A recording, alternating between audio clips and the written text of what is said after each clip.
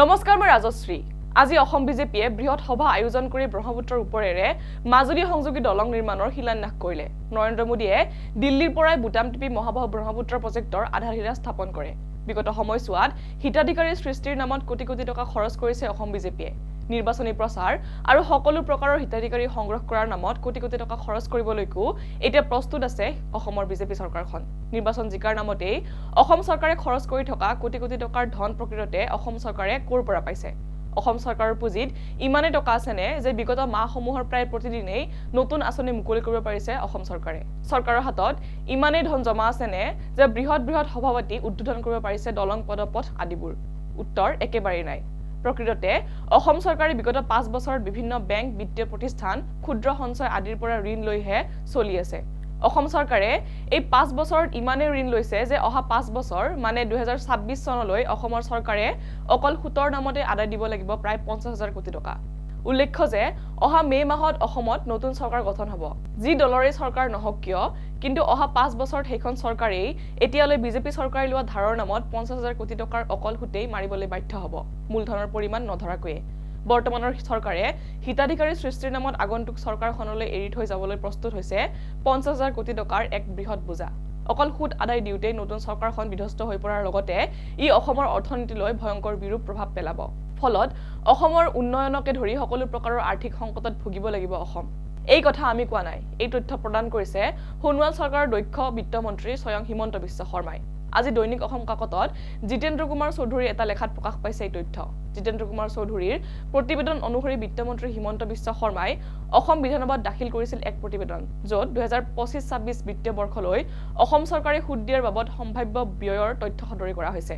মন্ত্ৰী হিমন্ত বিশ্ব শৰ্মাই 2020-21 বৰ্ষত যুগুত কৰা the Assam fiscal responsibility and budget management act 2005ৰ অধীনত বিধানসভাত দাখিল কৰা প্ৰতিবেদনত ৰাজ্য চৰকাৰে 2018-19 বিত্তীয় বৰ্ষৰ পৰা 2025-26 বিত্তীয় বৰ্ষলৈ সুতৰ বাবদ দিবলগীয়া ধনৰ তথ্য ৰাজহুৱা কৰিছে কিন্তু এই প্ৰতিবেদন অৱশ্যে অধিকাংশ বিধায়কে এতিয়ালৈ দেখিবলৈ পোৱা নাই আনহাতে মন্ত্ৰী ডক্টৰ হিমন্ত বিশ্ব শৰ্মাই দিয়া তথ্য মতে অহা 1 এপ্ৰিলৰ পৰা আৰম্ভ হ'বলগীয়া 2021-22 বিত্তীয় বৰ্ষটোত অসম চৰকাৰে বিভিন্ন প্ৰতিষ্ঠানক অকল সুতৰ নামত আদায় দিব লাগিব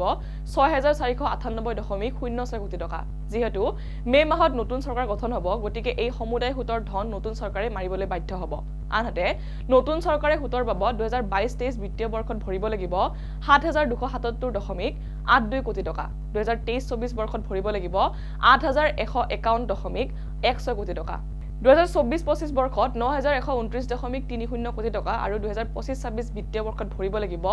10,224.82 কোটি টকা অৰ্থাৎ 2021-22 বৰ্ষৰ পৰা 2025-26 বিত্তীয় বৰ্ষলৈ অকল সুদ আদায় দিওঁতে অসম চৰকাৰে ব্যয় কৰিব লাগিব মুঠ 41,281.16 কোটি টকা লক্ষণীয় যে মন্ত্ৰী শৰ্মাই এই প্ৰতিবেদন 2020-21 বিত্তীয় বৰ্ষৰ আৰম্ভণিতেই যুগুত কৰিছিল যদিও বছৰটোৰ শেষলৈ অসম চৰকাৰে আৰু কেইবা হাজাৰ কোটি টকাৰ ঋণ লৈছে লগতে জিএছটি ক্ষতিপূৰণ দিয়াত পলম হোৱাৰ কাৰণে কিছুদিন আগতে আকৌ অসম চৰকাৰক 1,868 কোটি টকা ঋণ দিবলৈ কেন্দ্ৰ চৰকাৰে নিৰ্দেশ দিছে সেই হিচাপে আগন্তুক 5টা বিত্তীয় বৰ্ষত সুতৰ ব্যয় বৃদ্ধি হৈ 50 কোটি টকাৰ বেছি হ'বগৈ বুলি বিত্তীয় বিভাগে অনুমান কৰিছে বিত্ত বিভাগৰ সূত্ৰ অনুসৰি অহা 31 মাৰ্চৰ ভিতৰত পুনৰ ঋণ লোৱাৰ যোজনা চলাইছে অসম চৰকাৰে চৰকাৰৰ কাৰ্যকাল শেষ হোৱাৰ আগে কিছু ব্যয়ৰ জোৰ মাৰিবলৈকে আৰু ধন ধাৰে লোৱাৰ ব্যৱস্থা কৰিছে অসম চৰকাৰে হেয়েহে মন্ত্ৰী হিমন্ত বিশ্ব শৰ্মাই উল্লেখ কৰাতকৈ নতুন চৰকাৰৰ ঋণৰ বোজা আৰু সুতৰ বাবদ ব্যয়ৰ বোজা যে বেছি হ'ব হেয়া নিশ্চিত মন কৰিবলগীয়া যে সৰ্বানন্দ সোণোৱাল চৰকাৰৰ দক্ষ মন্ত্ৰী হিমন্ত বিশ্ব শৰ্মাই ঋণ লোৱাৰ ক্ষেত্ৰত পূৰ্বৰ সকলো অভিলেখ ভংগ কৰিবলৈ সক্ষম হৈছে বিত্ত বিভাগৰ তথ্য অনুসৰি 2016 চনত সৰ্বানন্দ সোণোৱালৰ চৰকাৰখনে শাসনলৈ অহাৰ ঠিক আগতে অসমৰ সমুদায় ঋণ আছিল 35,690.22 কোটি টকা কিন্তু 2020-21 চনলৈ অসম চৰকাৰৰ ঋণ হৈছে গৈ 81,551 কোটি টকা অৰ্থাৎ 2016 চনৰ পৰা 2020 চনলৈ 4টা বছৰতে সোণোৱাল চৰকাৰে মুঠ 45,851 কোটি টকা ঋণ ল'লে এয়া স্বাধীনতাৰ পিছৰ 2016 চনলৈ অসমৰ মুঠ ঋণৰ পৰিমাণতকৈ বেছি যি এটা অভিলেখ আৰু অসম চৰকাৰে ঋণ লোৱাৰ এই অভিলেখ সৃষ্টি কৰাৰ বাবে 2016 চনৰ পৰা আজিলৈকে অকল সুতৰ নামতে ব্যয় কৰিব লগা হ'ল 20,956 কোটি টকা সুদ আদায়ৰ ক্ষেত্ৰতো স্বাধীনতাৰ পিছৰ পৰা অসমত কোনো চৰকাৰে ব্যয় কৰা ধনৰ এয়া এক অভিলেখ